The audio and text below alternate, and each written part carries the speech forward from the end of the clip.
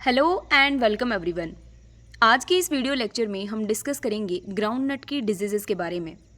वही सिलेबस के अकॉर्डिंग हमें 3 डिजीज़ेस के ऊपर मेनली फोकस करना है, that is tikka disease of groundnut, collar rot disease and peanut clump disease, जो कि एक पीनट क्लम्प वायरस के द्वारा कोज की जाती है, राइट। और कॉलर रॉट डिजीज़ जो है वो एक फंगस एस्परजिलस नाइजर के द्वारा कोज की जाती है। सबसे पहले हम डिस्कस करेंगे टिक्का डिजीज़ ऑफ ग्राउंडनट के बारे में। देखो, टिक्का डिजीज़ का दूसरा नाम है leaf spot disease.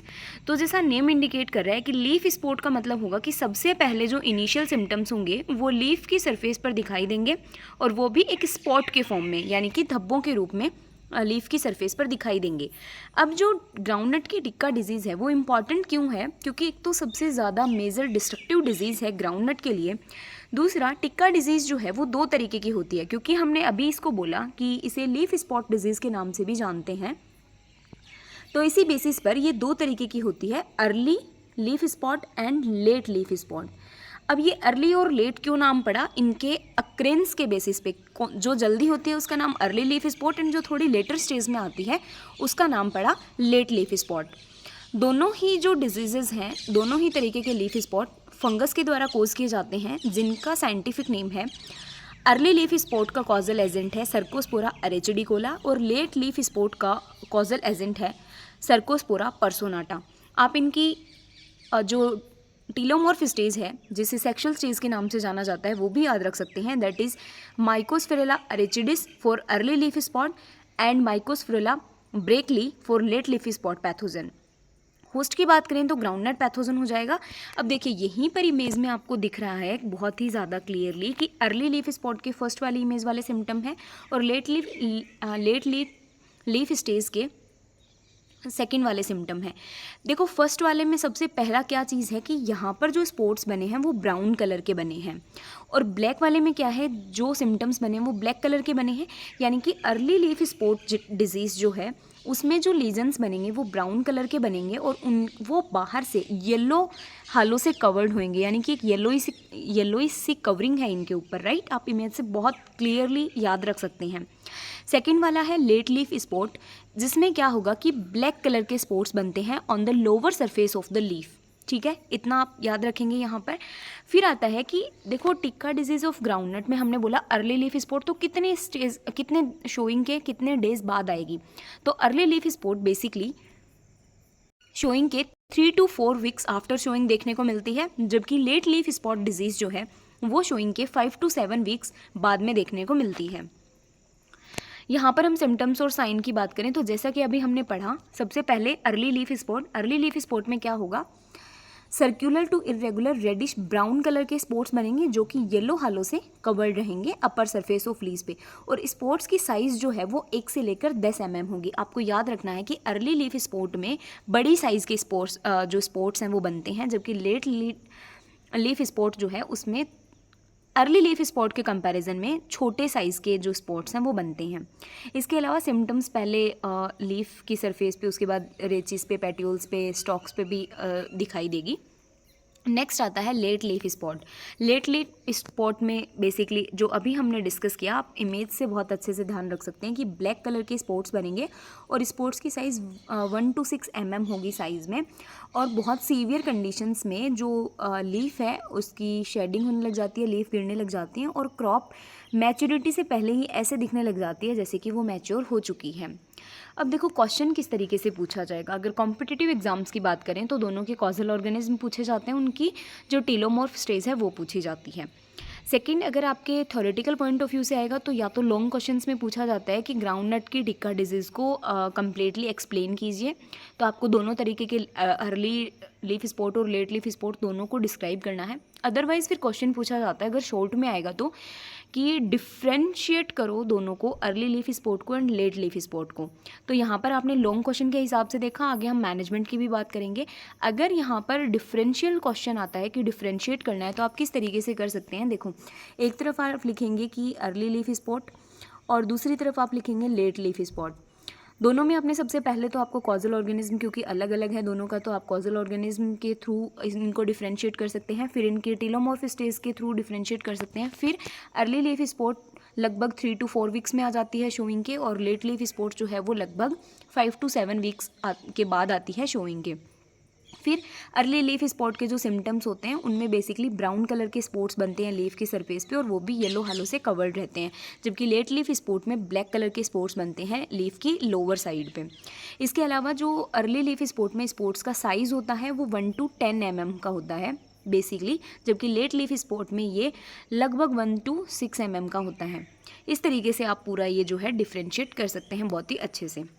Management strategy की बात करें तो देखो, मैनेजमेंट हमें किसी भी डिजीज़ का करना हो, हमने प्रीवियस वीडियो लेक्चर्स में भी इसको डिस्कस किया है। सबसे पहले हम कल्चरल कंट्रोल की बात करते हैं। कल्चरल कंट्रोल मतलब कि हम किसी चीज़ को मैनेज करने के लिए क्या चीज़ें कर सकते हैं फील्ड में, लाइक क्रॉप रोटेशन हो गया, क्रॉप डेब्रीज जो कि प्रीवियस ईयर की जो क्रॉप है उसके जो क्रॉप प्लांट डेब्रीज पड़े हैं वहाँ पर उनको डिस्ट्रॉय करना, ताकि जो पर्टिकुलर पैथोजन है वो वहाँ पर सर्वाइव ना कर पाए। और इसके अलावा क्रॉप रोटेशन कर सकते हैं मिलेट्स के साथ में, रेजिस्टेंट वेराइटीज़ को ग्रो कर सकते हैं। अब पर्टिकुलरली टिक्का डिजीज़ के लिए बोला जाए तो विमाना एक रेजिस्टेंट वेराइटी है जो early and let leaf spot दोनों के लिए रेजिस्टेंस शो करती है, जबकि नवीन एंड त्रिपोटा जो है वो अर्ली लीफ स्पॉट के लिए जो है रेजिस्टेंट वेराइटी है, राइट। इसके अलावा अगर केमिकल ट्रीटमेंट की बात की जाए तो कैप्टान और थायरम से 4 ग्राम पर केजी के हिसाब से सीड ट्रीटमेंट किया जा सकता है, और कार्बनडाजिम का 0.1% का स्प्रे कर सकते हैं। नेक्स्ट हमारी डिजीज़ आती है collar rot disease of groundnut. देखो, कॉलर रॉट डिजीज़ ग्राउंडनट की ये भी काफ़ी इंपॉर्टेंट है। इंपॉर्टेंट इसलिए भी है क्योंकि ये एक फंगस एस्परजिलस नाइजर के द्वारा कोज की जाती है, एस्परजिलस नाइजर के द्वारा, जबकि बाकी अदर क्रॉप्स में लगभग जैसे लेंटिल का कॉलर रोट है, जैसे चिकपी का कॉलर रोट है, ये डिजीजेज जो हैं ये फंगस स्क्लेरोशियम रोल्फसी के द्वारा कोज की जाती हैं। तो ये थोड़ा सा डिफरेंशियल क्वेश्चन भी हो जाता है। बच्चे सोचते हैं कि कॉलर रोट डिजीज़ जो है वो कॉमन है तो स्क्लेरोशियम रोल्फसी से ही हो रही होगी, तो ग्राउंडनट का कॉलर रोट डिजीज़ आपको ध्यान में रखना है कि एस्परजिलस नाइजर के द्वारा कोज किया जाता है। इस डिजीज़ के सिम्टम्स जो होते हैं वो 3 फेजेस में देखने को मिल सकते हैं। पहला प्री इमरजेंस रोट, दूसरा पोस्ट इमरजेंस रोट, और तीसरा क्राउन रोट। देखो, कहने का मतलब ये है कि एक फेज़ में सिम्टम तब दिखेंगे जब सीड जर्मिनेट ही नहीं हुआ होगा सोइल में, दूसरे तब दिखेंगे जब जस्ट जर्मिनेट हुआ है और वो जस्ट सोइल सरफेस के बाहर निकला है, और तीसरा जबकि ग्राउंडनट के जो प्लांट्स हैं वो अडल्ट हो चुके होंगे, यानी कि मैच्योरिटी स्टेज की तरफ ग्रो कर रहे होंगे, राइट। तो प्री इमरजेंस रोट में होगा क्या कि जो सीड्स होते हैं उन पे सोइल बॉर्न कोनिडिया अटैक करते हैं, और सीड्स जब जो सीड है पर्टिकुलरली वो जर्मिनेट ही नहीं हो पाया है, तो वहाँ पे क्या होगा, उस फंगस के द्वारा उसकी रोटिंग कर दी जाएगी और जर्मिनेशन कैपेसिटी ख़त्म हो जाएगी, तो वो प्रॉपर जर्मिनेट नहीं कर पाएंगे। इसके अलावा जो सीड्स का जो मास है, जो पर्टिकुलरली सीड है, वो सॉफ्ट हो जाएगा और वाटरी हो जाएगा, और इंटरनल टिश्यूज़ उसके डैमेज हो जाएंगे। फिर आता है हमारा post emergence rot. Post emergence rot मतलब अभी अभी यंग सीडलिंग इमर्ज हुआ है तो उसके कॉटिलिडन्स के ऊपर सर्कुलर ब्राउन कलर के स्पॉट्स देखने को मिलेंगे, और ये जो स्पॉट्स हैं ये बेसिकली बाद में धीरे धीरे कॉलर रीजन पे भी देखने को मिलेंगे, इसीलिए इस डिजीज़ का नाम कॉलर रोट डिजीज़ दिया गया है, यानी कि कॉलर वाला जो पोर्शन है जहाँ पर रूट और शूट अटैच होते हैं आपस में, उसकी रोटिंग हो जाती है, राइट। उसके बाद में आता है क्राउन रोट। क्राउन रोट जो इन्फेक्शन है वो बेसिकली अडल्ट प्लांट्स में देखने को मिलता है, जिसमें कि प्लांट के ऊपर लीजन्स बन जाते हैं और लेटर स्टेज में पत्तियां गिरने लग जाते हैं और प्लांट पूरा सूख जाता है। फिर इसके मैनेजमेंट की बात करें तो वही हर डिजीज़ में सबसे पहले हम कल्चरल प्रैक्टिसेस को अडॉप्ट करते हैं, लाइक क्रॉप रोटेशन हो गया, प्लांट डेब्रिज का डिस्ट्रक्शन हो गया और उनकी बर्निंग हो गई। इसके अलावा प्रीवियस सीजन के जो इन्फेस्टेड क्रॉप डेब्रिज हैं इनको रिमूव करना हो गया, डिस्ट्रॉय करना हो गया। अगर बायोलॉजिकल कंट्रोल में बात करें तो हम सीड ट्रीटमेंट कर सकते हैं ट्राइकोडर्मा विरिडी या ट्राइकोडर्मा हर्जेनियम, ये जो बायो कंट्रोल एजेंट्स हैं इनको हम यूज़ कर सकते हैं। इसके अलावा कैस्टर केक या नीम केक को यूज़ किया जा सकता है at the rate of 500 kilogram per hectare. फिर हमारी नेक्स्ट डिजीज़ आती है पीनट क्लम्प डिजीज़। देखो, बेसिकली पीनट क्लम्प डिजीज़ जो है ग्राउंडनट के, वो एक वायरस के द्वारा कोज की जाती है, और वायरल डिजीज़ के 2 इंपॉर्टेंट चीज़ें होती हैं। एक, पहला, हर वायरल डिजीज़ का आपको जो भी उसका ट्रांसमिसिंग फैक्टर है जो उसको ट्रांसमिट करता है उसके बारे में पता होना चाहिए। दूसरा, कभी भी आपको वायरल डिजीज़ के अंदर किसी केमिकल को नहीं दर्शाना है मैनेजमेंट स्ट्रेटजीज़ में। आपको वायरल डिजीज़ के मैनेजमेंट स्ट्रेटजी में लिखना है कि आप उस वेक्टर को कंट्रोल करेंगे जो उसको ट्रांसमिट कर रहा है, क्योंकि वायरल डिजीज़ के लिए पर्टिकुलरली कोई भी वायरसाइड जो है वो अभी तक नहीं बना है। तो पीनट क्लम्प वायरस जो है वो disease Indian peanut clump virus के द्वारा कोज की जाती है, जो कि एक काफ़ी इकोनॉमिकली इंपॉर्टेंट डिजीज़ है, और ये सीड के द्वारा भी ट्रांसमिट की जाती है या फिर एक फंगस जिसे पॉलीमिक्सा ग्रामिनिस बोला जाता है उसके द्वारा भी ये ट्रांसमिट किया जा सकता है। तो ये वाली चीज़ें आपको ध्यान रखनी है कि पहली बात तो peanut clump disease of groundnut जो है वो एक वायरस से होने वाली डिजीज़ है। कौन से वायरस से होती है? IPCV, that is Indian peanut clump virus. उसको ट्रांसमिट कौन करता है? ये सीड के थ्रू ट्रांसमिट हो सकती है या फिर इसके को फंगस के द्वारा ट्रांसमिट किया जाता है, पॉलीमिक्सा ग्रामिनिस। अगर इसके मैनेजमेंट की बात आए तो देखो, वायरल डिजीज़ को डायरेक्टली कंट्रोल करना संभव नहीं है क्योंकि कोई भी वायरसाइड अभी तक डेवलप नहीं किया गया है। वायरल डिजीज़ के कंट्रोल के लिए सबसे पहला तो हम रेजिस्टेंट वेराइटीज़ को यूज़ कर सकते हैं, और सेकंड नंबर पर बात आती है तो हम उस वेक्टर को कंट्रोल करने की कोशिश करेंगे। उस वेक्टर के लिए हम केमिकल को यूज़ कर सकते हैं जो इसको पर्टिकुलरली ट्रांसमिट कर रहा है, राइट। तो बेसिकली पीनट क्लम्प वायरस से आपका बहुत शॉर्ट टाइप ऑफ क्वेश्चन ही पूछा जाता है। अगर आपसे लॉन्ग क्वेश्चन पूछा जाएगा तो ऑब्वियस ही बात है कि टिक्का डिजीज़ ऑफ ग्राउंडनट से ही पूछा जाएगा। आपको पूरे डिफ्रेंशिएशन उनका पता होना चाहिए, उसकी पूरी मैनेजमेंट स्ट्रेटजीज़, और स्पेसिफिकली अगर आप उसका डायग्राम ड्रॉ कर सकते हो अर्ली लीफी स्पॉट और लेट लीफी स्पॉट का, कि लेट लीफी स्पॉट वाले जो स्पॉट्स होंगे वो छोटे होंगे और ब्लैक कलर में होंगे, और दूसरे वाले ब्राउन कलर में होंगे, उससे थोड़े से साइज़ में बड़े होंगे और येलो हालों से कवर्ड होंगे, तो बहुत अच्छा होगा। फिर है कि कॉलर रॉट डिजीज़ है, इसका भी बेसिकली न्यू टाइप में सिर्फ पैथोजन का नाम ही पूछा जाता है बहुत बार, तो कि कॉलर और डिजीज़ ऑफ ग्राउंडनट कौन कोज करता है। होपफुली आपको ये पूरा लेक्चर समझ आया होगा। अब हम इसको एज ऑलवेज इसको बुक से कवर करते हैं ताकि आप में कॉन्फिडेंस डेवलप हो कि आपने जो पढ़ा है उसी तरीके को क्वेश्चंस पूछे जाते हैं। यहाँ पर वही बुक को कंसिडर किया गया है, बेसिक एग्रीकल्चर बाय NR सुंडा।